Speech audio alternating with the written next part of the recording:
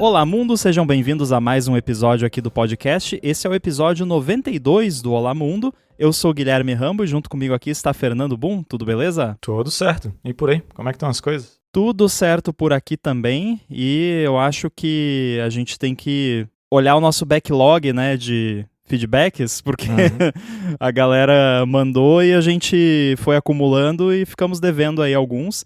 Antes de mais nada, WWDC foi anunciada, né? Yep.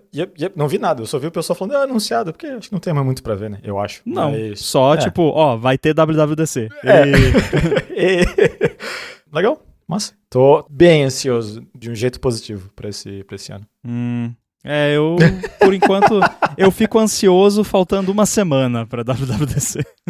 Sim, não, mas eu tô com boas expectativas, assim. Eu acho que vai sair coisa legal, coisa bacana pra brincar aí. Então, tô empolgado. Eu tô um pouco preocupado com o rumor de que o Gurman soltou num post recente que era tipo, eles estão reescrevendo partes antigas dos sistemas e removendo coisas que não... isso dá um medo... Sim. Porque, não, mas vai ser um release Snow Leopard, não, então vai ser mais estável, não sei o quê. Você não faz um release estável reescrevendo coisa que já tá funcionando. Pois é. Eu não tô por dentro dos rumores desse ano. Assim, quando eu digo que eu tô com essa ansiedade positiva, é mais na questão das APIs que eu vou ter acesso, mas eu não tenho boas... previsões em relação ao próprio sistema operacional que a gente vai receber, porque eu tive meus problemas com o Tahoe, acho que eu te contei, né, com o meu Maczinho Intel. Yep. E assim, eu tô numa situação, né, privilegiada de ter um computador top de linha, eu tô com o M4 Max aqui, então sim, eu vou instalar o Tahoe e vou falar, tá ótimo, né, tá funcionando perfeito. Mas daí eu instalei no meu MacBook pessoal, que é o Intel de 2020, não dava pra usar. Eu nunca passei por isso num sistema, assim, tipo, ficava... Até esqueci o nome daquele processo, eu te mandei lá, mas aquele que compila,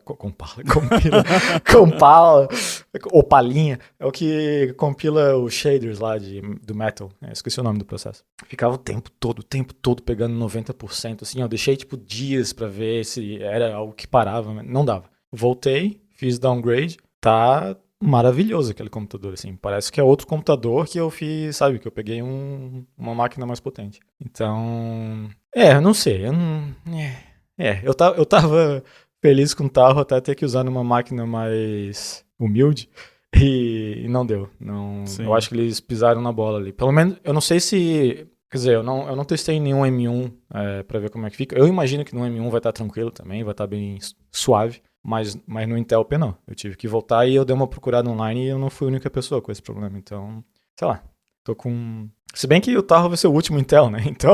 Isso explica muita coisa. Inclusive esse que você falou do processo é o MTL Compiler Service, né? Metal Compiler Service.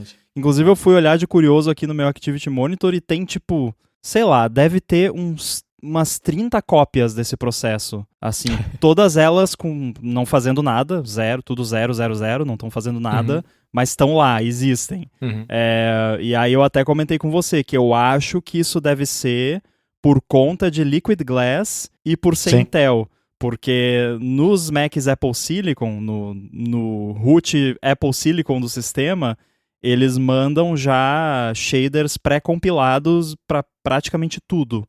Só que aí cada versão da GPU precisa do shader compilado especificamente para aquela GPU. Então, se é um Mac M1, M2, M3, M4, né, varia.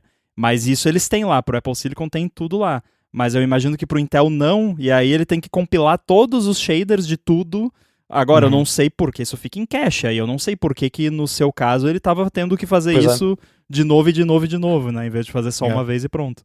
Não, é muito estranho. E como eu falei, não foi só no meu caso. Eu acho que é um problema mais grave em relação a isso, porque... Apple está deixando Macs Intel mais lentos para vender Apple Silicon. Não, acho que foi...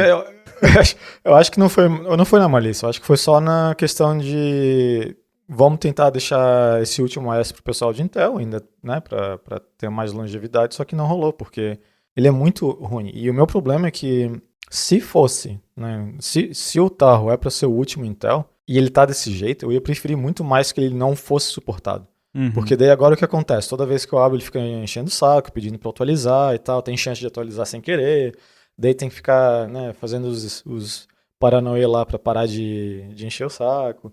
Então eu ia preferir perder uma versão de suporte, mas estar estável numa versão, né, anterior, mas que pega ali o teu, que respeita mais o teu hardware para fazer as coisas. E eu fiquei de fato surpreso, assim, porque a diferença só de abrir um app, abrir tanto o browser do Pato ou o Safari, é tão melhor, é tão mais rápido, tão mais responsive. Porque, querendo ou não, não é uma máquina ruim, né? Tipo, ela tem agora 6 anos, é Intel, ainda mais na época que, né, a Intel não estava dando conta, principalmente nas máquinas da Apple. Então, sim, não é um workstation, mas não é uma máquina ruim para fazer browse, para fazer até compilar uns projetos aí de vez em quando, brincar um pouquinho. Ela é mais que o suficiente, mas no Tahoe foi complicado. Não estava dando, estava quebrando o Finder o tempo todo, com a Spinning Ball of Death lá, então... Eu considerei, porque agora saiu o 26.4, até considerei botar só por curiosidade para ver como é que é, mas o trabalho de né, botar, ver que deu errado e fazer downgrade de novo vai ser tão chato. Não vale a pena. Não, vou deixar quieto ali e vamos ver o que acontece. Muito bem, vamos ver o que vem aí pela frente na WWDC.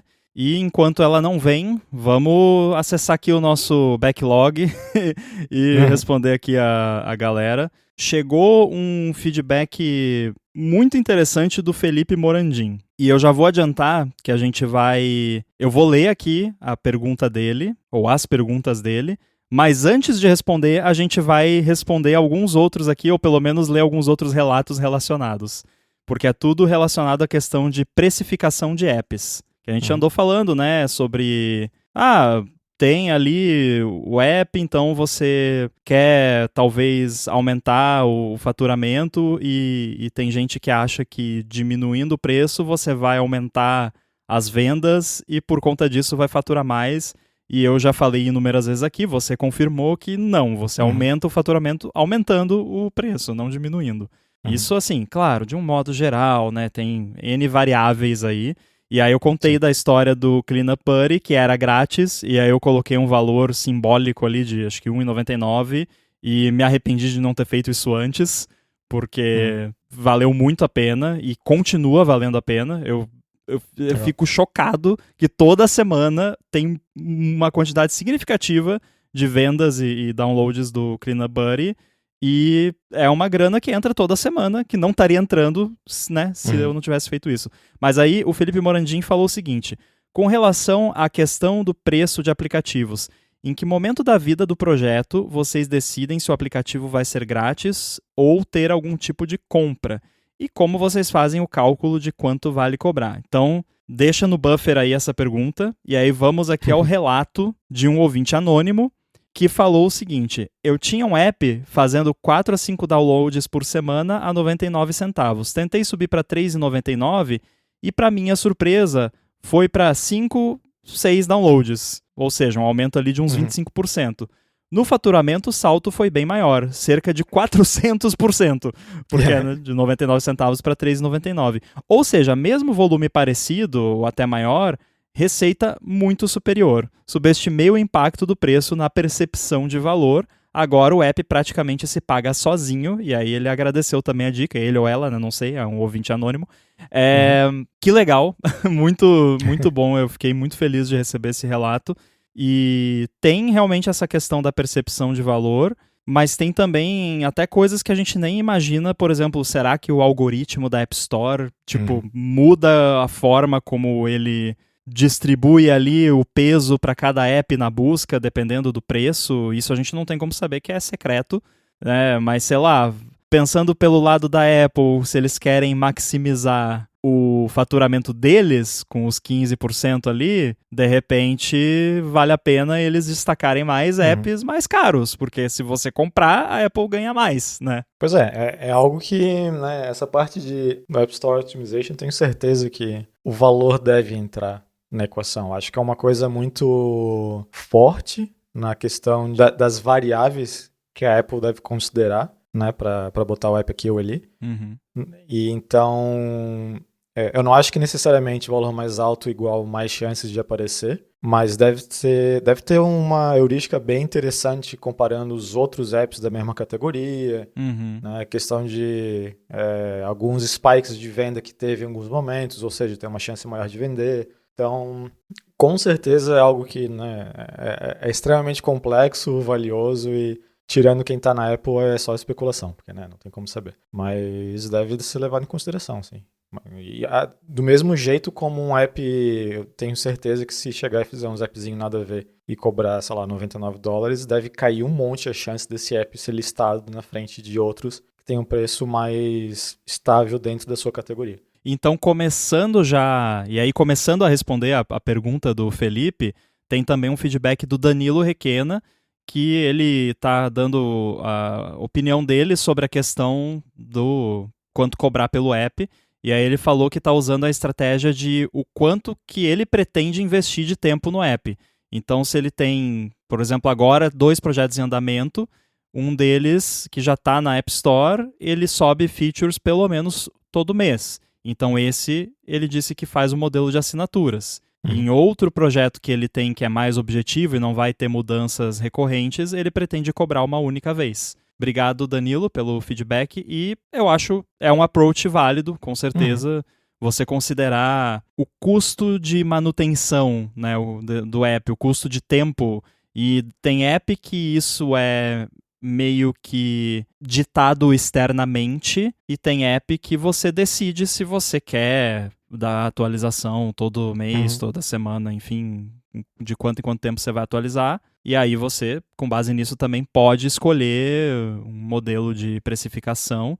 E aí, eu particularmente, para modelo de assinatura, eu penso principalmente em apps de conteúdo. Então, se vai ter conteúdo novo sendo adicionado com uma certa frequência, assinatura. O Chibi Studio é assim, todo mês tem uma atualização e tem itens novos que a gente adiciona, só que não é assinatura ainda porque a gente não quis se dar o trabalho ainda de migrar para assinatura, mas eventualmente a gente vai porque tem novos conteúdos o tempo todo, então faz todo sentido ser assinatura.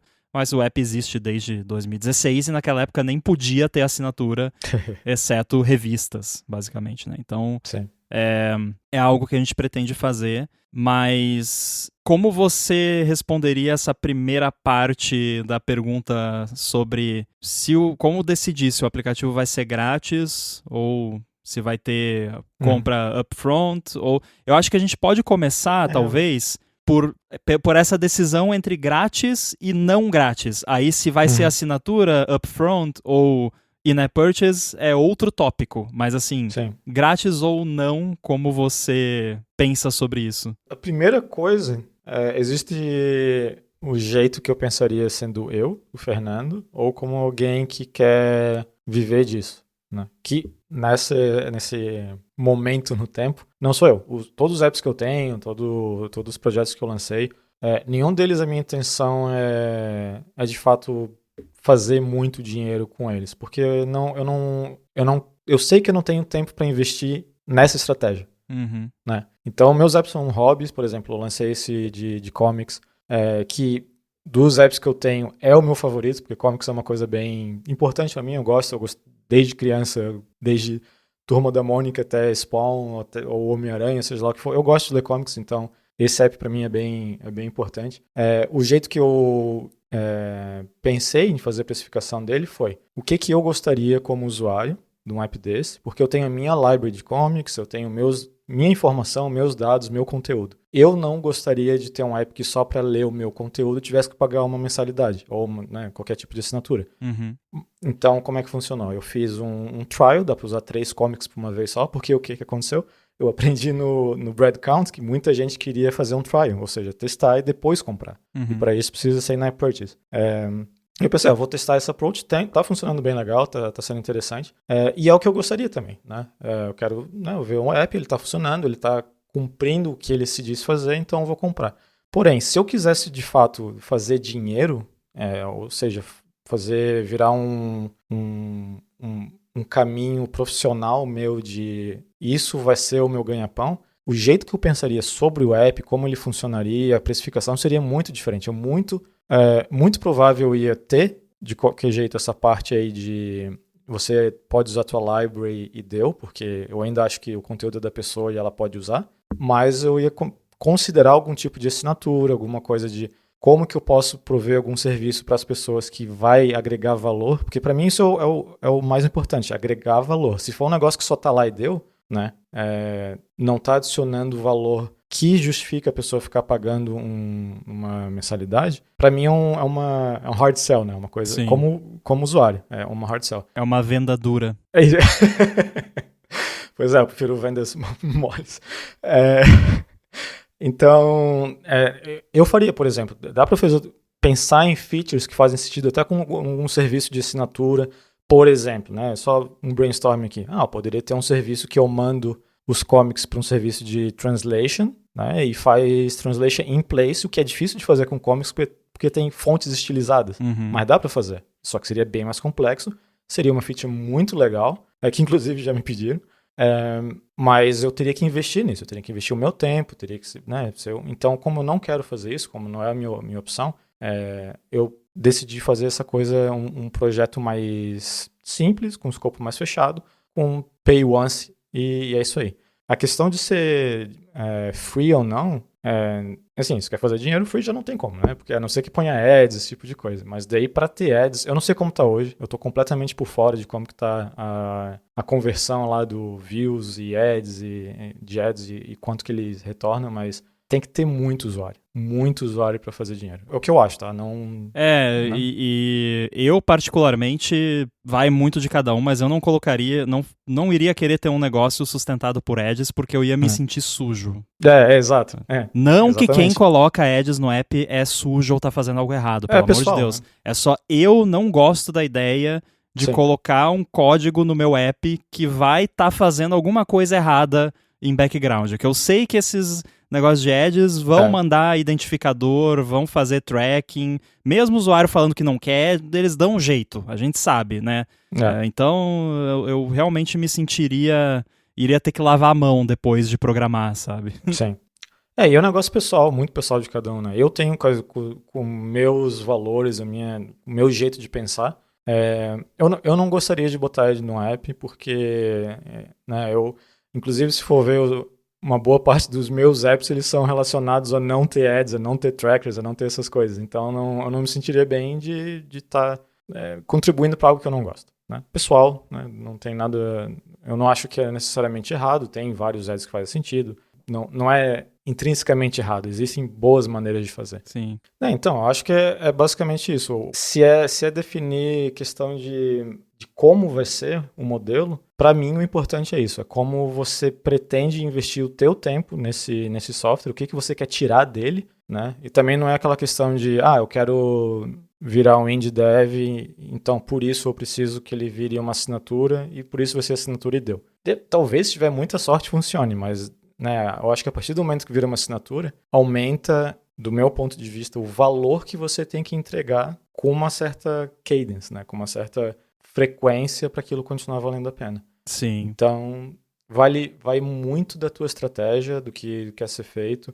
Eu tenho certeza que, por exemplo, se eu botasse o meu app ali de comic como uma assinatura, ia ter gente que ia pegar como assinatura. E provavelmente até a renda ia aumentar um pouco. Mas não é o meu intuito com esse app. Eu quero que pessoas usem, eu quero que elas achem o produto legal.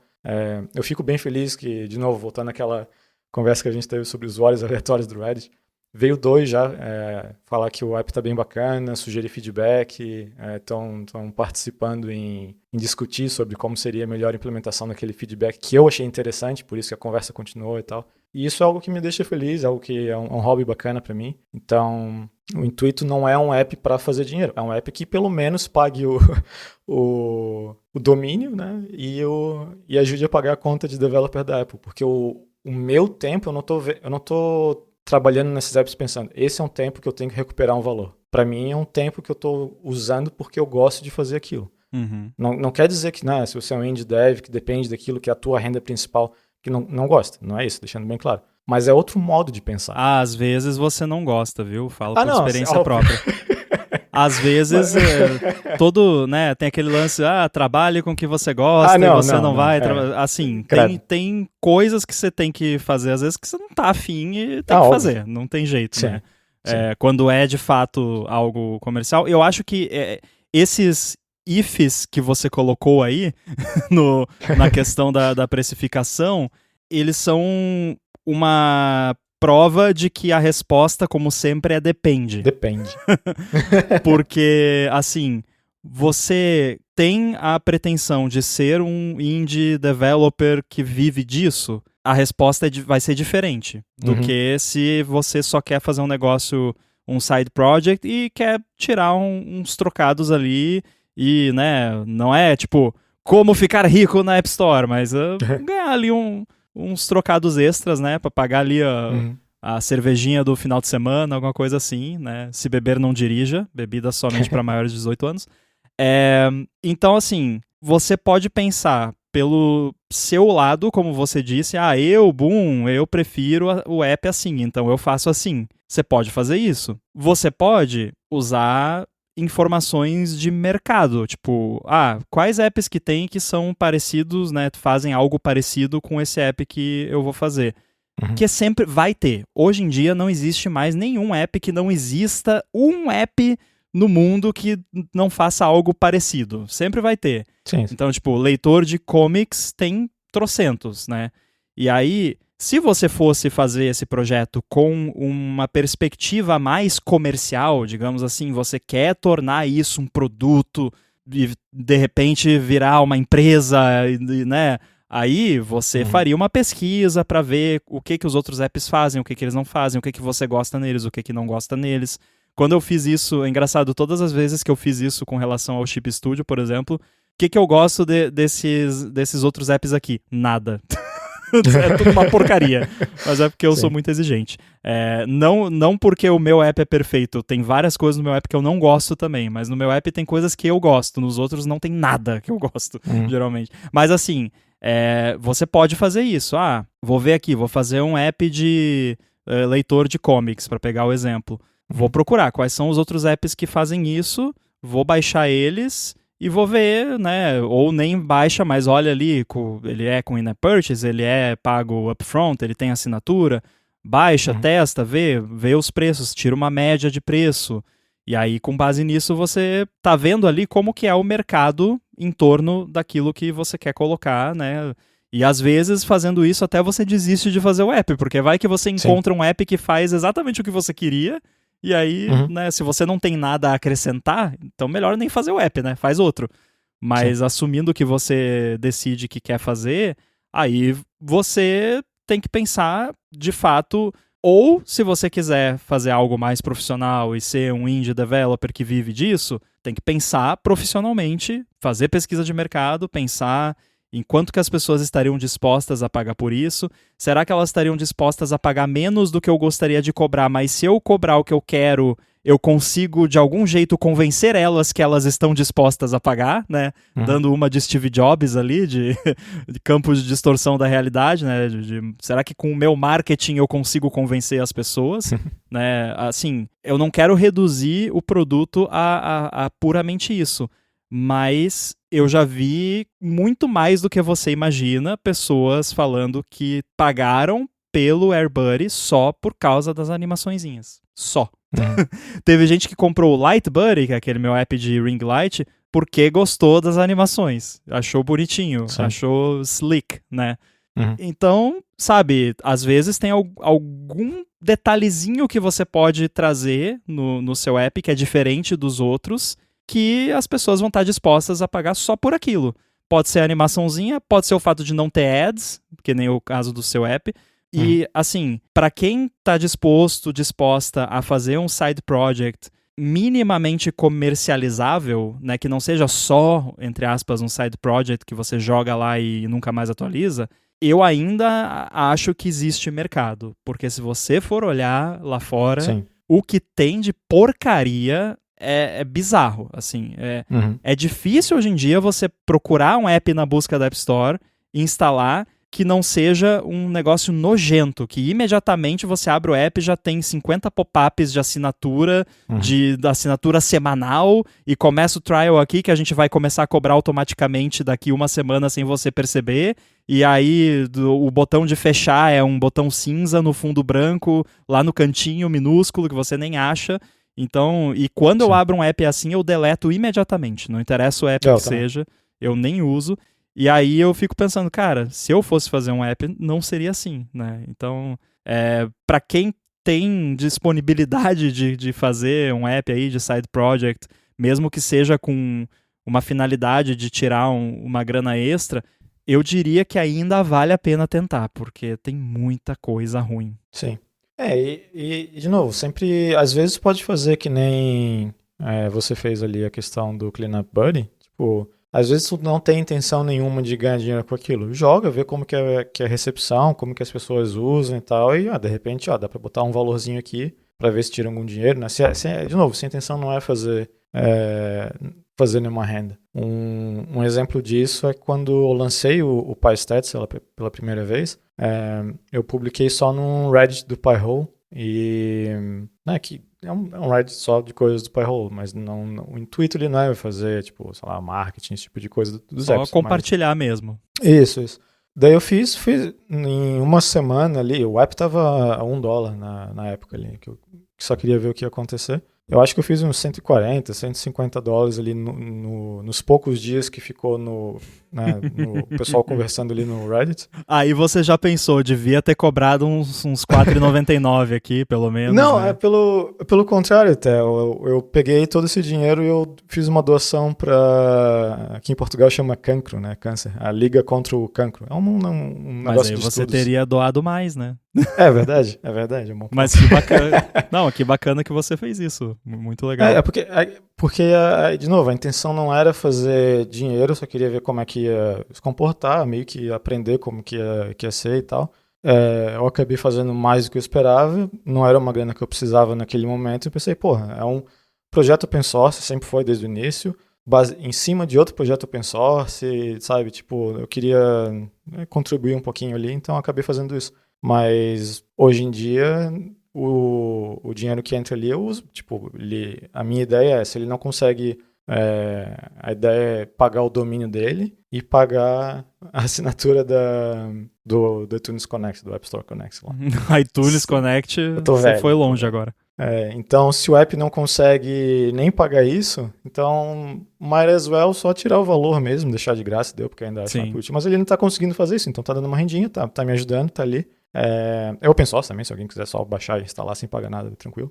Então, de novo, depende muito do intuito. Se o intuito é fazer algo comercial, e não estou falando comercial de ter valor, ter preço ou não, é comercial de aquilo vai ser um produto que vai exigir teu tempo, que vai ser algo que vai botar no mercado para tentar fazer de fato uma renda com aquilo, ou que nem é meus apps, que eu gosto de fazer isso, é um app que eu quero para mim, é um app que vai resolver o meu problema. Outras pessoas podem também gostar disso. Se elas gostarem, eu vou achar legal, então pega e tem um valorzinho ali também. Por quê?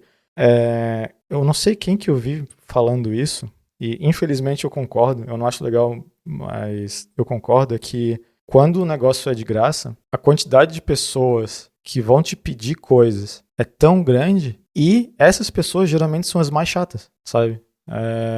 Acho que foi um vídeo do Theo, aquele cara lá de JavaScript. Uhum. Por incrível que pareça, existe uma correlação entre a pessoa que pagou 0 e uma que pagou algum valor. Parece que quem paga mais valor, ela entende mais que tu não é escravo daquela pessoa para fazer tudo o que ela quer. Cara, deve existir estudos científicos sobre isso, mas assim, é um fenômeno que eu não sei explicar. É louco? Na verdade, eu tenho uma teoria totalmente tirada da minha cabeça, que é, assim, a pessoa que está disposta a pagar um valor um pouquinho mais alto, ela dá valor de fato àquilo, né? E por isso, por exemplo, que... eu vou falar algo aqui que parece que eu tô sendo escroto, mas não é, eu prometo. Assim, Eu não vou em show grátis, por exemplo. Vai ter um show grátis de não sei que banda, não sei aonde, e aí uma banda relativamente grande, né? Não tô falando da banda do meu primo que toca na banda, sei lá, sabe? Porque o ambiente não vai ser legal. Eu não vou no cinema em dia que tem aquelas promoções malucas de ingresso a R$1. E aí, por que eu falei que pode parecer escroto? Porque pessoas vão achar que eu tô falando que, pobre é mal educado. Não tem nada a ver com isso. Tem a ver com a pessoa que vai no cinema só no dia que tá com a promoção de ingresso a R$1, ela não dá valor àquilo. É, percepção. Entendeu? Ela não valoriza o suficiente a experiência de ir no cinema pra pagar o valor do ingresso, que é caro pra caramba. Eu não tô dizendo que vale, de fato, o que é cobrado, e não tô falando também que a pessoa tá errada de querer economizar. É só porque a tendência é a pessoa não valorizar. Então a pessoa que não valoriza, ela vai ficar mexendo no celular durante o filme, vai fazer outros tipos de coisas que vão me incomodar, então eu prefiro não, né? E no show a mesma coisa.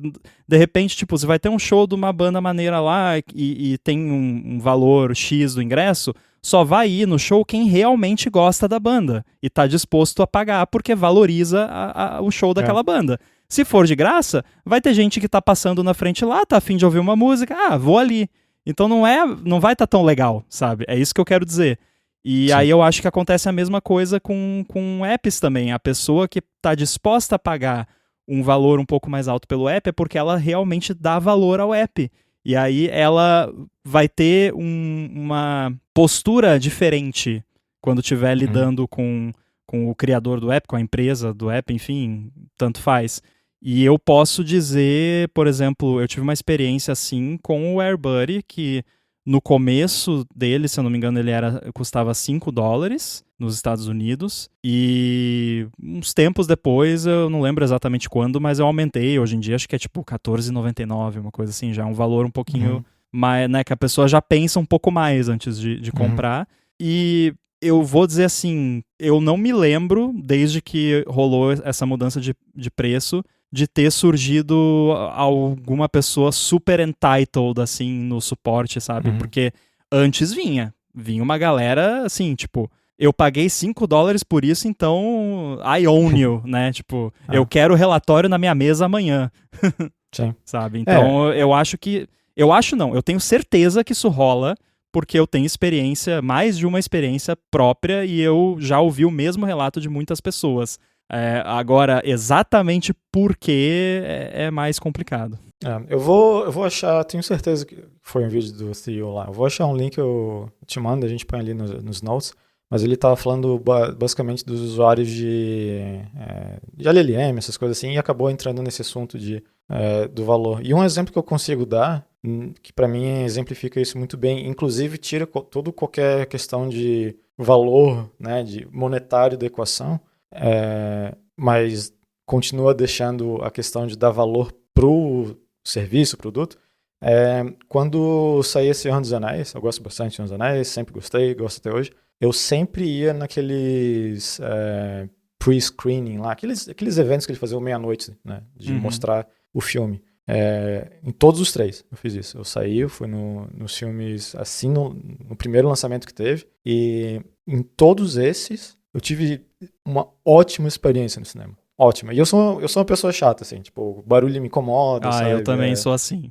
Eu fico bem, bem chateado, assim, com gente usando o celular, falando. Por exemplo, a gente vai bastante no cinema aqui, realmente a gente vai com bastante frequência. Tem final de semana que a gente vai no sábado e no domingo. Tipo, se tem 2 filmes que a gente quer ver, a gente vai nos 2 dias. Mas eu tenho uma regra de algum tempo pra cá que, assim, eu não vou em sessão da tarde. Que tem umas sessões, tipo, 5 da tarde, 5 e pouco. É a sessão que a galera que vai no shopping, tipo, o pai, a mãe e os filhos vão no shopping. O pai e a mãe querem se livrar dos filhos, eles enfiam os filhos na sessão, deixam eles lá, e aí os filhos ficam mexendo no celular, ficam gritando, sabe? Às vezes filme que nem é pra criança, sabe? Sim. Então, eu não vou em sessão da tarde por causa disso. Eu sou bem chato. Pra mim, no cinema, o único barulho que você é permitido fazer é o barulho de mastigar pipoca. Fora isso, não pode. Sim, não, então, e aí que tá, em todos esses screenings que eu fui, que era geralmente meia-noite e tal, era mais difícil comprar ingresso, porque tinha que ser ficar comprando ali assim que fosse lançado. Todos esses tive uma experiência ótima, mas a questão é que, como eu gosto muito dos filmes do Senhor dos Anéis, eu via mais de uma vez no cinema, né? Eu não via só na estreia. Então, eu consegui pegar muito bem essa diferença de como é em outras sessões. O valor era o mesmo, sabe? Não é questão de consegue pagar mais ou pagar menos, mas é um grupo de pessoas ali que claramente se importava mais com aquela franquia, com aquele filme, do que quando tá passando num horário mais de tarde, mais acessível, assim, em geral. E as experiências foram sempre ruins, sem exceção. Quando eu não pegava essas pre-screening. Um que me marcou pro resto da vida foi... Tinha uma guria lá, acho que tava com uma irmã mais jovem, não sei o que é, mas ela não sabia ler legenda, não sei, mas ela tava lendo a legenda em voz alta, do filme inteiro. Nossa. Sabe? E eu pedi lá, maior educação no mundo, por favor, pode não ficar lendo, porque distrai e tal, no meio do filme, assim, né, tentando... não, mas eu tenho que ler aqui, porque ela não lê... Tá, mas tá estragando a experiência aqui, né? Mas ela tem direito de Deus. Tá, beleza. Nossa, será que a pessoa tem dislexia, alguma coisa assim, que tipo... Não, era uma irmã mais jovem, acho que era uma guria. A pessoa tava lendo pra outra que não consegue... Nossa, mas pra que leva numa sessão legendada, então? Poxa. Exato, sabe, esse tipo de coisa acontecia e eu ficava muito agoniado. Então, pra mim é mais um exemplo aí e que tira a questão de valor da equação, que dá pra ver que tem gente que se importa mais com algo e acaba, querendo ou não, acaba respeitando mais aquele trabalho, né? Aquela obra, aquela arte ou aquele app, ou seja lá o que for.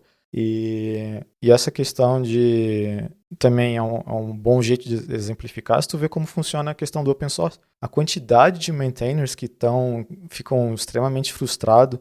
Isso inclusive aconteceu com você, né? De ter gente que chega nos projetos open source que você tem, fazendo, eu quero isso para ontem, tem que fazer isso, tem que fazer aquilo. Uhum. O negócio já é de graça, o código tá aberto e o jeito que a pessoa fala, sabe? Ainda se fosse, tá aqui um feedback, ia ser legal se desse fazer isso, tal, valeu, obrigado. Pô, ótimo, tranquilo.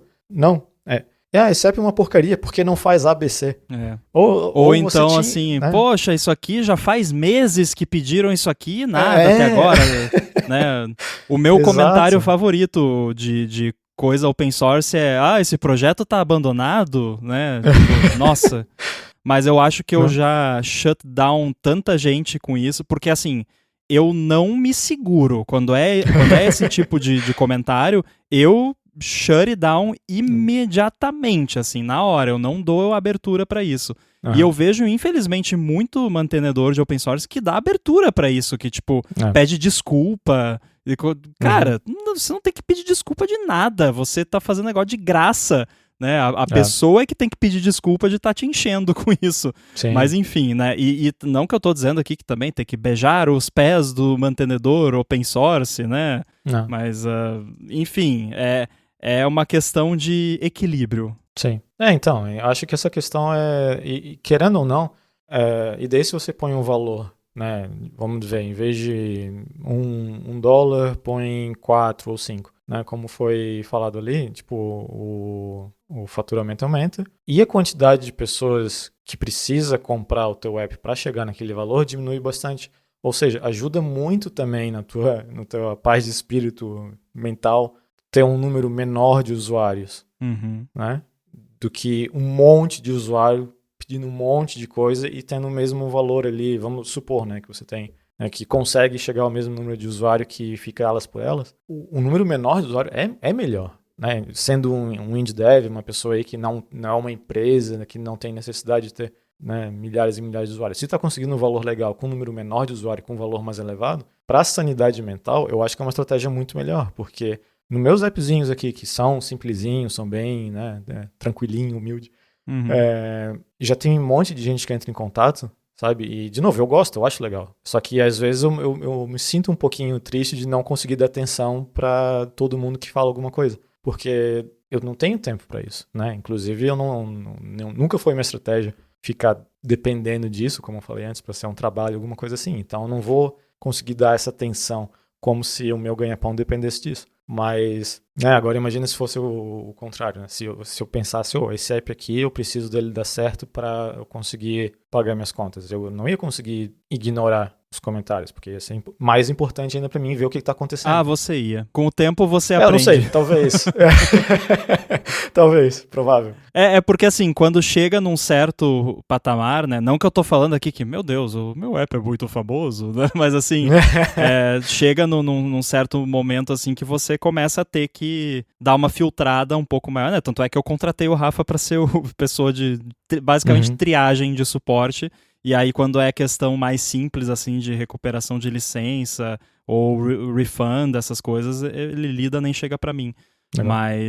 Mas, assim, quando é feedback mesmo, eu tento responder todo mundo que manda alguma coisa, nem que seja só pra falar obrigado pelo feedback. Só pra pessoa ver que, né, mas eu entro, tipo, só uma vez por semana pra não me estressar muito com isso também, porque senão você gasta muito tempo com isso e aí não desenvolve, né? Que é o principal.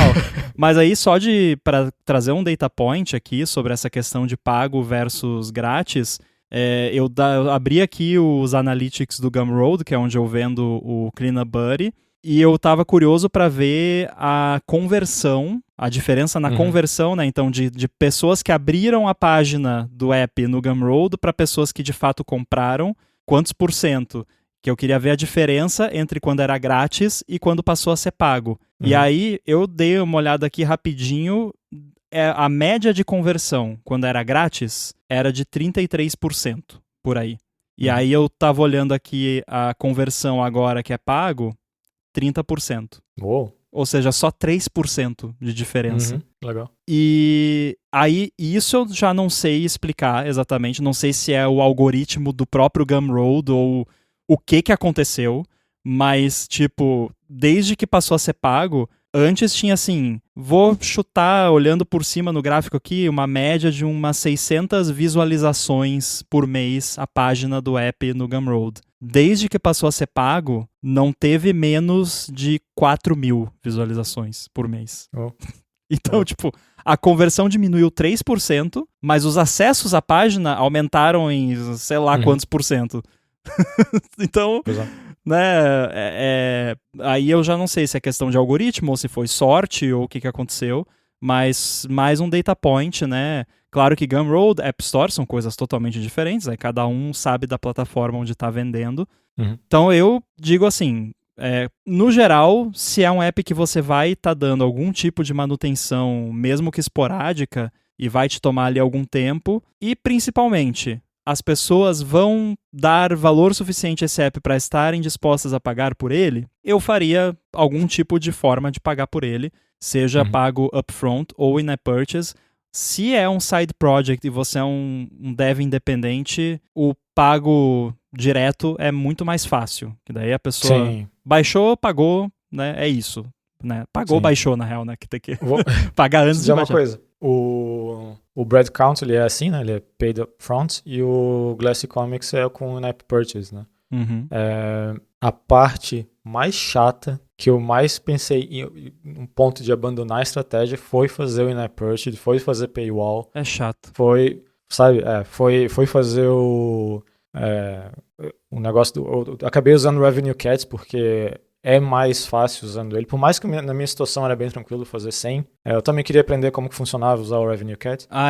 Ele facilita muito a vida. Facilita muito, mas mesmo assim, sabe, tipo, parecia que eu tava fazendo red tape, burocracia. Assim. Eu não tava fazendo nada fun pro meu app, eu não tava melhorando como que os comics eram apresentados, eu não tava deixando o algoritmo lá de fazer unzip dos formatos mais rápido, não tava fazendo nada disso, eu tava fazendo uma paywall. E isso foi muito, qual que é a expressão, demoralizing pra mim. Tipo, foi chato, né? Eu não tava me divertindo fazendo aquilo. É um projeto que eu fiz pra me divertir e aquela parte eu não me diverti.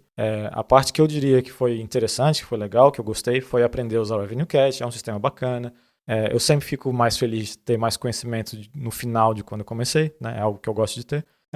Mas, assim, se eu não sei se eu faria de novo. sabe?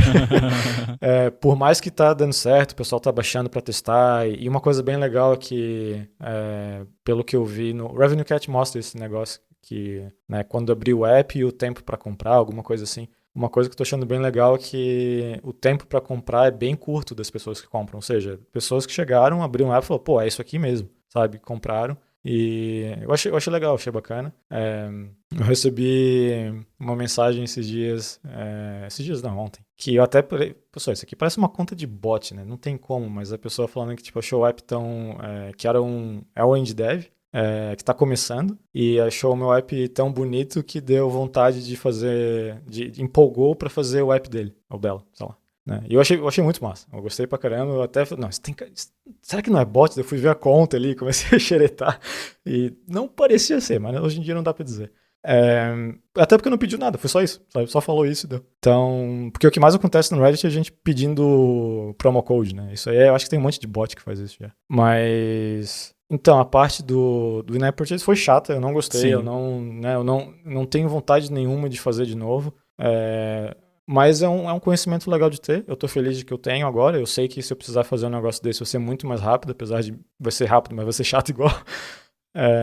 Então depende, isso tem que ser levado em consideração também, sabe? Porque se tá fazendo o app ali pra se divertir, pra fazer um negócio fun, fazer um hobby, tipo, se essa parte do paywall é algo que também te deixa deprimido, que nem me deixou, talvez não precisa fazer, né? Mas uma coisa que eu recomendo é testar, porque eu tô achando legal essa ideia de validar estratégias diferentes, né? Com pay upfront e tal. Por exemplo, quando eu anunciei o meu app do Comics, teve 0 comentários de pessoas pedindo para testar o app antes de comprar, porque já dá para fazer isso, né? Assim que tu abre o app já está escrito ali, 3 comics, pode usar à vontade, né? Tudo liberado. A partir do 3º comic, daí tem que fazer unlock, mas daí tá, né, também tudo liberado. Sendo que no Breadcount não, tive um monte de comentário pedindo para, tem como testar, inclusive uma resposta, acho que comentei, uma resposta minha que foi, tu pode comprar, se não gostar, tu pede estorno pra Apple. Foi completamente downvoted. Mas é real, né? Tipo, testa, não gosta, faz um estorno, não é tão difícil. Mas... Eu, particularmente, eu acho que, mas aí entra um outro can of worms, mas eu acho que um app pago upfront, quando você apaga um app que tem assinatura, o iOS mostra um pop-up, você quer cancelar a assinatura? Eu acho que se você apaga um app pago upfront nos primeiros, 7 dias depois de instalar, ele já devia perguntar pra você, quer um reembolso? Sim. E aí, Exato. Porque, você usou por menos de 7 dias o app, não vai causar prejuízo pro developer. Não tem incentivo pra Apple fazer isso, né? Mas eu acho que eles seriam capazes de fazer, como eles fizeram o negócio pra assinatura, que eu saiba, não existe nenhuma lei que obrigue eles a colocar isso no negócio da assinatura. Eles devem ter feito isso porque devia acontecer muito da pessoa apagar o app e continuar a assinatura, e aí a pessoa, poxa, né? Mas enfim. O Steam de jogos, se eu não me engano, se tu comprar um jogo até 2 horas é estorno no Questions Asked, assim, né? Sim. Pode jogar o jogo até 2 horas. Então podia ser algo assim, tu usou o app por X tempo, tu deletou ele, pergunta, quer estornar ou não? Ia ser muito bom. Daí, se isso existisse, daí eu, na minha situação, ia ter 0 incentivo de fazer in-app purchase, porque daí faz o pay upfront, não se incomoda com nada, 0 código pra validar compra, sabe? É muito mais tranquilo, é muito mais fácil lá na App Store botar o valor e deu do que ficar... Sim. Agora, sobre o cálculo de quanto vale cobrar, tentar falar resumidamente aqui, que a gente já tá estourando o tempo, mas, o cálculo, de fato, não existe na maioria dos casos, no caso que a gente tá falando aqui de app independente, né? Claro que se for, por exemplo, um app de previsão do tempo e você tem que pagar por uma API de previsão do tempo, aí você vai ter que fazer cálculo, né? Ou um app que você usa uma API de IA e você paga os tokens, aí você vai ter que fazer cálculo, porque aí você tem que, né, todo o uso do app tem um custo direto para você. E então passa a ser importante realmente fazer um cálculo. Agora, com relação a essa parte de apps que não tem um custo fixo, um custo específico por usuário, que é você tá basicamente determinando o valor do app, volta um pouco o que a gente estava falando agora há pouco, que é sobre o quanto você acha que as pessoas estão dispostas a pagar, né? No fim das contas, o preço de alguma coisa você pode considerar como, né, quanto custa uma pizza? Não é o custo dos ingredientes mais o salário do pizzaiolo, mais o custo do forno, mais 10% de lucro. Não é assim que funciona. É quantas pessoas estão dispostas a pagar pela pizza. Né? E aí você tem pizza que custa R$100, o que eu acho um absurdo, porque não devia custar R$100 uma pizza. Fim do rant. Mas é muito assim, o quanto que você acha que quem vai usar, né, o público que vai usar esse app está disposto a pagar. Por exemplo, se é um app mais profissional, a pessoa vai fazer alguma atividade nesse app que ela pode ganhar dinheiro com isso, o valor já fica mais alto. Sim. Então, um app como o Fusion Cast que eu tenho, que esse tá de fato abandonado, eu admito. Faz muito tempo que eu não atualizo, mas quem usa tá feliz até agora. Mas ele é um app que ele tem um uso, de certa forma, profissional, ou prosumer, pelo menos, porque é a galera que tem o podcast só em áudio e quer fazer um vídeo genérico para botar no YouTube, que hoje em dia até nem precisa mais muito, porque o YouTube já tem podcast, suporte certinho, mas enfim. É um app que dá para cobrar um pouquinho mais. É um app, sabe, de criar ícone, qualquer coisa criativa que a pessoa poderia ganhar dinheiro com o que fez no app. Aí você já pode pensar num valor um pouco mais alto. É um app meramente utilitário que a pessoa vai usar uma vez por semana ou uma vez por mês. Tipo, o Cleanabuddy é um assim, ele é um app totalmente utilitário que ele ajuda realmente numa coisa muito importante, que é limpar o teclado sem precisar desligar o Mac ou sei lá o quê. Mas existem opções grátis que fazem a mesma coisa, então a pessoa poderia muito bem usar uma dessas opções. Mas tem ali o app que é mais bonitinho, suportado, que se der algum problema de incompatibilidade eu vou resolver e vou atualizar. Então você tem uma certa garantia de suporte, né, de OS e coisa assim, e uma experiência um pouquinho melhor. Ele é R$2,99, R$1,99, nem lembro agora o preço, uma coisa assim. Então é um valor bem mais baixo, porque não é um negócio que a pessoa vai usar todo dia e vai ganhar dinheiro com aquele app. Já o AirBuddy, ele já tem um preço mais alto, porque ele é, primeiro, extremamente complexo, exige muita manutenção frequente, porque qualquer hardware novo que a Apple lança, eu tenho que fazer alguma coisa para dar suporte, nem que seja só atualizar um arquivo plist num servidor. E aí, até por conta disso, faria até mais sentido nos dias de hoje o AirBuddy ser uma assinatura, mas não vai ser porque eu não quero, porque eu não tenho paciência de lidar com isso, porque daí teria que colocar paywall dentro do app e ficar verificando se a assinatura ainda é válida e parar de funcionar se a assinatura expirou. Sabe, eu odeio esse tipo de coisa, eu odeio ter que fazer isso. Então é paid upfront e vai continuar sendo assim. Aí eu só tenho que... Eu ia falar tirar a bunda da cadeira, né? Mas colocar a bunda na cadeira e lançar atualizações mais frequentes, pagas, pelo menos, sei lá, uma vez a cada 2 anos ou uma vez por ano, para compensar. Mas é isso. Vai muito assim de quanto que você acha que as pessoas vão achar que o app vale para elas. E aí, com isso, você tira um valor do chapéu. Sim, como tu disse, né? Não tem cálculo. O jeito que eu faço o preço dos meus é completamente baseado no que eu pagaria, o que faria sentido pra mim. É um bom ponto também. E por exemplo, o do Comics, o que eu fiz? Eu peguei... Quanto é que tá custando o Comic do Spawn hoje em dia? Fui lá, vi que era um mais bonitinho com hardcover lá, tava coisa de R$7,99. Pensei, ok, R$6,99. foi literalmente isso, o jeito que eu decidi o valor do meu ali, porque... Ótimo. É o preço de um comic que eu gosto, com uma capa bonita, menos um. Pronto. Então, podia cobrar mais? Podia cobrar menos? Podia, mas é um valor que eu pagaria, é um valor de um comic.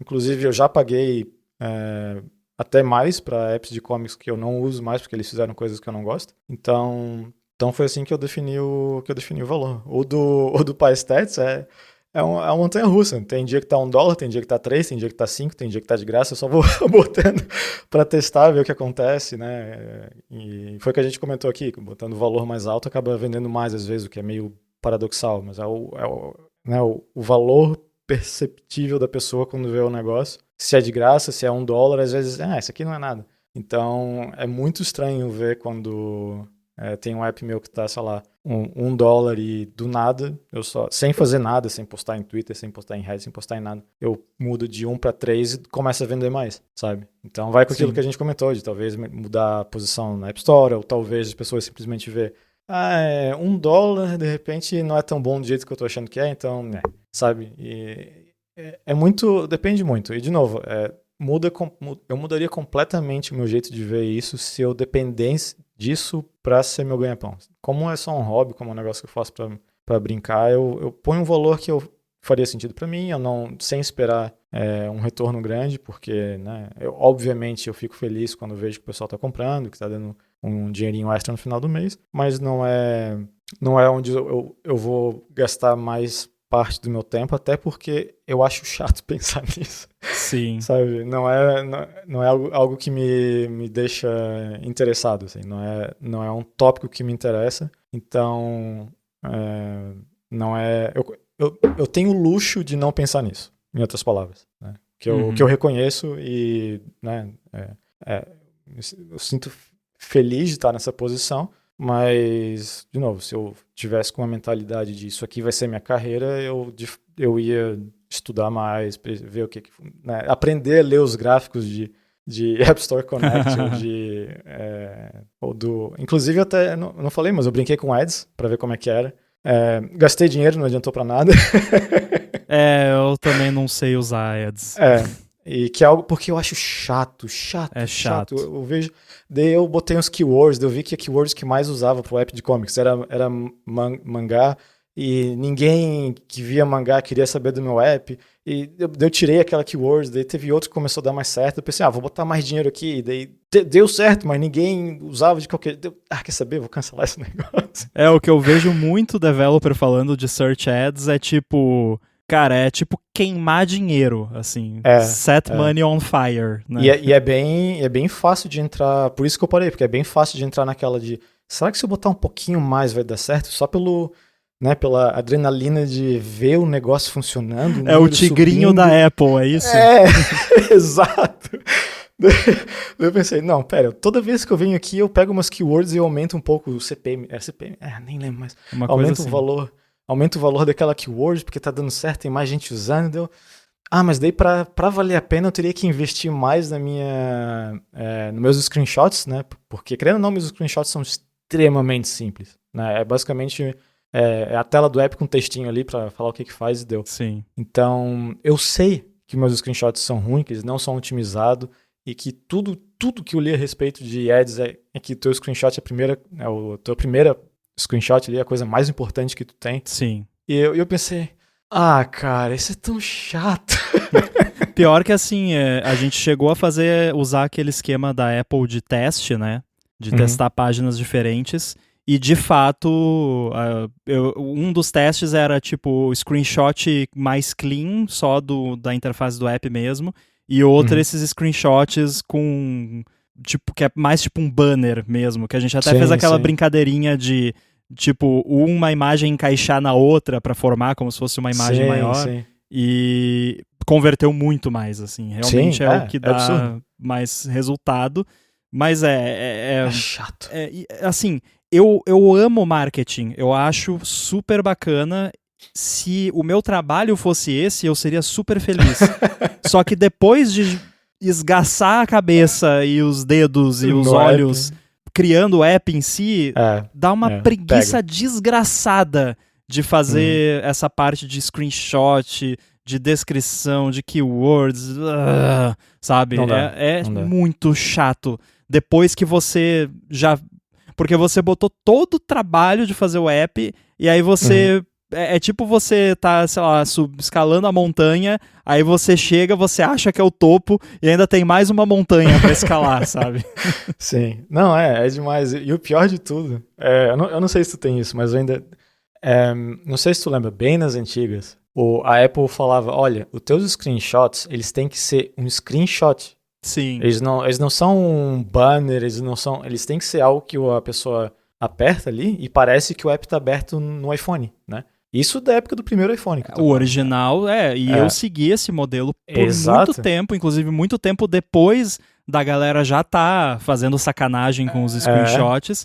E a Apple nunca oficialmente mudou, ela só passou a aceitar, né, sei lá. Exato. Passou a não, provavelmente porque eles mesmos perceberam que convertia melhor, então, né, eu acho que eles só não permitem se for algo muito absurdo, assim. Eu sei que desde que apareça o app na imagem, eles no geral aceitam. Sim, porque tem uns que nem... Eu já vi gente no Twitter reclamando que meu app foi reprovado, depois os screenshots não tem uma imagem do app, assim, no negócio. Dá. É só, por exemplo, um app de exercício tem pessoas na academia, sabe? Aí complica, né?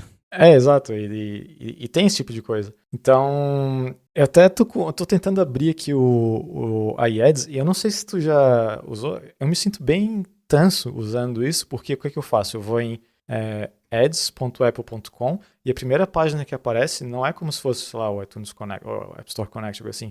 É uma foto gigante de uma mulher usando um telefone, agora com o negócio do Apple Maps em cima, e eu tenho que dar scroll down, e apertar em Get Started, mesmo se eu já estou logado. Eu não sei... Eu não sei usar nem o site do Ads direito, sabe? Então, eu não sei, é só um negócio que não me interessa. E deixa eu pegar aqui, ó, real time, os valores que eu gastei mais de $25 aqui, brincando de que não foi um valor alto, mas foi um valor que eu não estava esperando. E tá cheio dos taps aqui, que é TTR, né, que é tap through rate, eu acho. E ninguém instala. Tem uns... eu fico pensando, será que se aumentar um pouquinho mais, porque é um funnel, né? Tipo, um impression gigante, os taps menor e o install menor ainda. Então eu pensei, não, eu paguei mais nessas keywords aqui e tá aparecendo mais impressions e mais taps, então eu preciso de mais um pouquinho para começar a chegar no install. A questão que você tem que ver sempre o cost of acquisition, né? Que, tipo, sim. Se o seu app custa 5, mas para você conseguir uma compra você tá pagando 10 de anúncio, não vale a pena, né? Não faz sentido. Então, e daí no Apple Ads tu consegue o Advanced ou Basic Mode, né, para fazer as tuas campanhas. O Basic é muito engraçado porque ele sugere um valor. E toda vez que eu usei o valor sugerido do Basic, teve sempre 0 impressions, nunca funcionou. E o mais engraçado é que no breadcount, como é paid upfront, eu sei que tipo, se eu fazer um custo por install maior do que o custo do app, eu estou perdendo dinheiro. A conta é bem fácil. Inclusive, diz isso na documentação do negócio da Apple. Só que ele recomenda botar um valor mais alto na hora do... Né? Então, basicamente, eu teria que pagar, sei lá, $8 para adquirir um cliente que gasta 5. Então, a matemática não fecha. Mas é uma coisa que eu sei que se eu quisesse vender mais do app de comics, eu ia trabalhar mais na parte do screenshot dele, do App Store Banner, eu ia trabalhar mais em keywords, eu ia trabalhar, talvez até usar ads de um jeito decente. E sim, eu ia gostar de ter o conhecimento de fazer essas coisas, mas eu acho chato para chegar até lá. Então, quebrar essa barreira de força de vontade é muito difícil para mim, então acabo só... vamos ver o que vai acontecer. O meu último last hurrah foi pegar a minha campanha, pegar os dados dela, jogar no cloud e falar, e aí, sabe? O que eu faço? Eu peguei tudo que foi sugerido, só joguei ali, deu na mesma, não mudou nada. Então, sei lá, não é algo que hoje, né? Talvez pode mudar no futuro, os interesses mudam, né? Mas não é algo que hoje eu tenha vontade de investir mais tempo, de ganhar mais conhecimento. Inclusive, tá tudo pausado aqui, minhas campanhas, não tenho mais ad em nada. E só gastei umas doletas aqui pra brincar de tigrinho da Apple. Então. Mas não deu em nada. Mas é algo que, sim, se fosse... Né, eu recomendaria, né, se é algo que tá levando em consideração como um indie dev, depender da App Store. Eu vi muita gente comentando que fez testes com Apple Ads e, de fato, é uma conversão boa, por exemplo, entre Google Ads, Facebook Ads e Apple Ads. O Apple Ads é um dos que mais converte, pelo que eu vi o pessoal falando. Até porque a pessoa já está lá, né? Já está ali com o mindset pronto para, sei lá, comprar um app, para baixar um app. Então é diferente. Mas eu não me pergunte coisa de ads porque eu sou bem ruim nisso. Então tá, acho que a gente conseguiu responder até certo ponto, pelo menos, né? Nunca vai ser perfeita a resposta, mas espero que tenha agradado. Ainda temos aí feedbacks no backlog, mas continuem mandando, por favor, porque aí a gente responde aqui. E quem tiver dicas também sobre essa questão de precificação de apps, por favor, manda pra gente que a gente compartilha. Pra falar com você, como é que faz? Tô lá no Mastodon. Olha aí. Arroz? Arroz, tô no Mastodon, @arroz. Não, mastodon.online, @boom. Muito bem, eu tô no mastodon.social, @inside, e a gente volta em breve. Achei que tu ia falar mastodon.feijão. Abraço.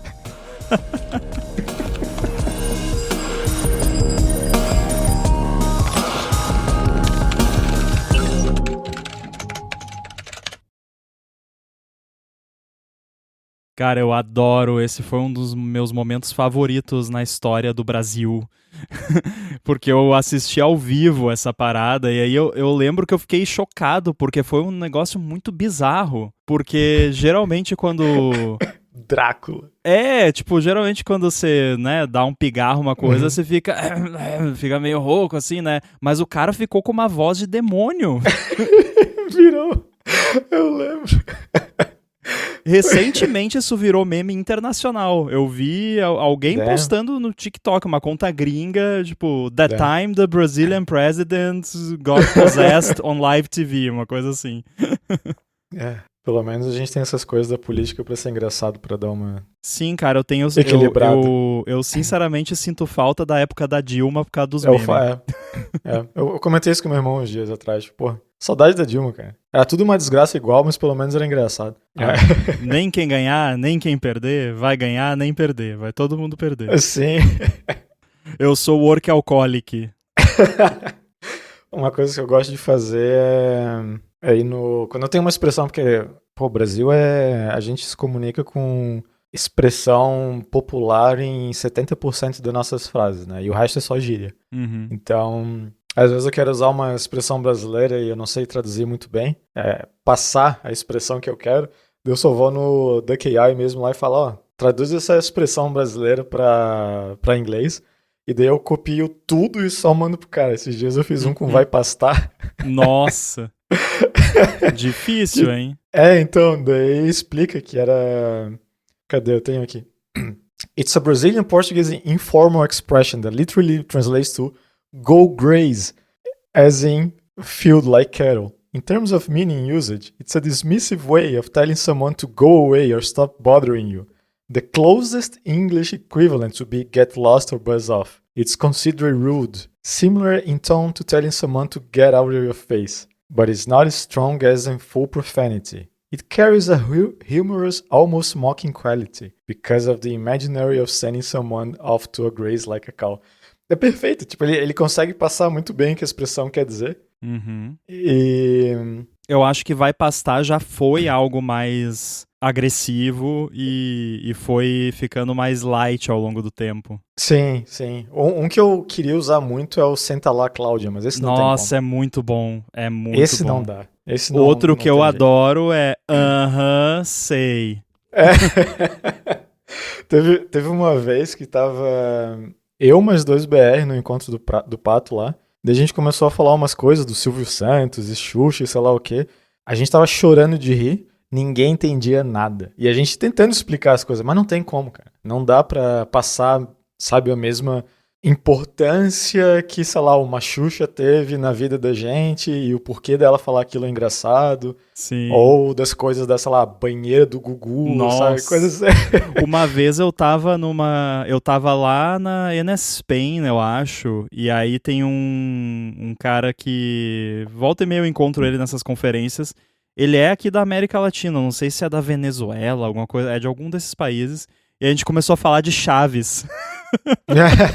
Sim, eu tive uma dessa com uma mexicana. E aí o pessoal, tipo, que porra é essa que vocês estão falando? Né? Que é uma coisa só, né, só na América Latina mesmo que tem. E aí eu sei o suficiente de Chaves pra conhecer os nomes originais em espanhol, né? Porque no Brasil, claro, a gente melhora tudo, né? Então... Não, então, eu descobri falando com uma mexicana, porque eu não sei de onde que a gente tava conversando, e sabe o negócio do dedo do Chaves, o isso? Aquilo significa, tipo, sim. Eles usam isso pra, tipo, sim no México. Sim, eu já tinha ouvido falar. Uhum. Então, eu não fazia ideia, mas ela fez um negócio desse, eu pensei, pera, que... Eu falei, sabe Chaves, né? Ela, sim. Então, Isas. E daí eu descobri que é actually uma expressão que é usada lá. Você já viu aquele áudio de WhatsApp que viralizou, que o cara manda um áudio de WhatsApp pra moça e ele fala igualzinho o dublador do Chaves?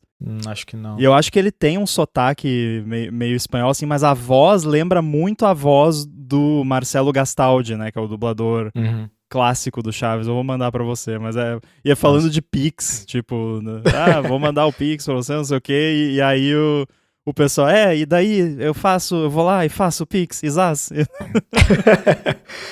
Pois é. E aqui, e mesmo em Portugal, né, porque pensa, é a mesma língua, mas como a gente usa tanta expressão, às vezes a comunicação não bate, né, tipo, teve uma vez que, acho, não sei se eu contei, a gente tava conversando sei lá o quê, daí eu falei, equivale mais do que dinheiro.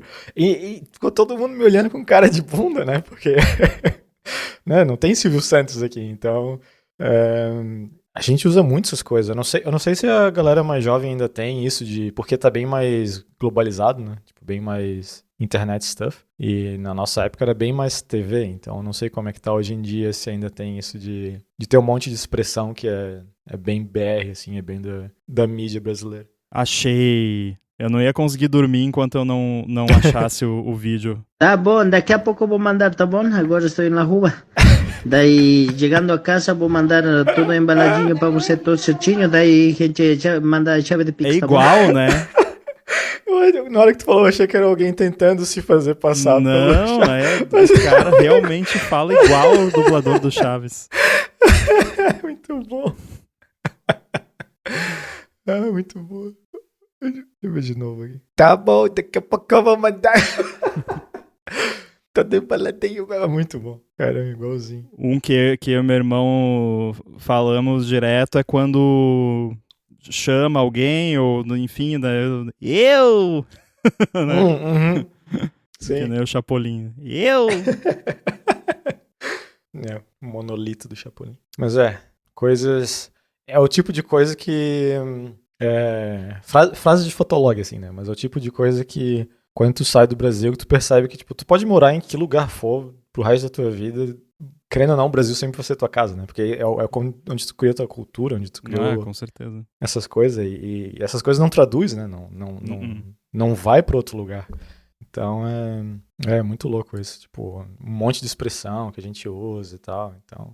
eu lembro um monte de coisa quando eu tava aprendendo inglês. E aí depois que eu já tava relativamente fluente, comecei a consumir conteúdo mais casual, assim, de, sei lá, podcast, coisa que daí às vezes o pessoal usa umas referências, umas coisas assim que você não tem, né? Que é tipo, não é questão do idioma, você tá entendendo todas as palavras que estão sendo ditas, mas você não tem aquela referência. E aí, enfim, vai atrás, descobre. Hoje em dia com o IA tá moleza, né? Porque daí, não entendi essa referência aqui. Pergunta lá, o que quer dizer numa conversa assim quando fala isso? Pronto, tá resolvido, né? E aí você já sabe de onde vem e tudo mais. Mas ainda assim você vai ter uma compreensão intelectual da referência, mas talvez não a compreensão emocional da referência. Teve um dia aqui, eu não sei o que foi, mas alguém falou, tipo, pare, mas o jeito que falou foi igualzinho aquela música lá da Angélica, sabe? Tipo, pare! Eu continuei sozinho, é um assalto, eu vou roubar seu coração. Nossa. E de novo, todo mundo olhando com cara de bunda, né? Porque isso não existe aqui. Uma coisa interessante, o sítio do Pica-Pau Amarelo, pelo visto, é conhecido aqui em Portugal. Eu não sei se em Portugal, né, mas o pessoal que eu conheço aqui e tal, se cantar a musiquinha lá do sítio Pica-Pau Amarelo, vão entender, porque eu acho que passava na TV aqui, ou alguma coisa. O Brasil exporta muito conteúdo para vários lugares, né, e principalmente para Portugal, as novelas do Brasil. Sim. Esses dias ainda eu tava vendo um TikTok de uma mulher dos Estados Unidos que tava viciada em novela brasileira. Ela tava assistindo, acho que Chocolate com Pimenta, alguma coisa assim. Uma coisa que foi o mais... Não é ofensa, né? Entre aspas aí, na brincadeira. Mas teve uma novela recente, de, sei lá, poucos anos atrás, Mas pelo visto essa novela se passava tanto em Portugal como no Brasil, né? Na novela. E daí quando tinha as pessoas em Portugal ou portugueses falando, tinha legenda. Ah, não. O pessoal aqui de Portugal falou, por que precisa de legenda? Eu lembrei do... Muito bom. Não sei se você lembra do Chocolate Cumprimenta. Sim, nossa. Do Hélio de la Penha. Nossa, era muito bom. Cara. A gente foi num show dele, inclusive. Aqui, ele fez um stand-up no Floripa Comedy esses dias e a gente foi. Foi bem divertido. Não, eu gosto muito dele. Ele é muito carismático. Uhum. Tem um do... Mas era o Bussunda que fazia, né? Mas tinha uma... Isso na época de colégio, nossa, tudo virava essa piada. Porque eu não sei se tu lembra, do nada, eles estavam fazendo algum sketch qualquer, daí cortava pro Bussunda, que era tipo um garimpeiro lá, sei lá o que era. Não é garimpo, né? Mas o borracheiro, né? Que tira borracha da árvore. Uhum. E eles falam, seringueiro. Vocês aqui... É seringueiro, isso. E daí, vocês aqui, sei lá o que, com isso acontecendo aquilo, e vocês cortam tudo pra fazer a piada do cara tirando leite do pau. E esse quadro parecia repetir em vários momentos aleatórios, assim. Então, no colégio lá onde eu estudava, de vez em quando dava um silêncio, alguma coisa assim, e alguém falava isso. E vocês aqui fazendo piada do tirando leite com o pau. O Caceta era muito bom. O Viajando Henrique Cardoso. Eu gostava muito daquele... Agora eu esqueci o nome do cara que fazia o Viajando. Ué. Eu não lembro o nome de quase ninguém também. Mas era bom.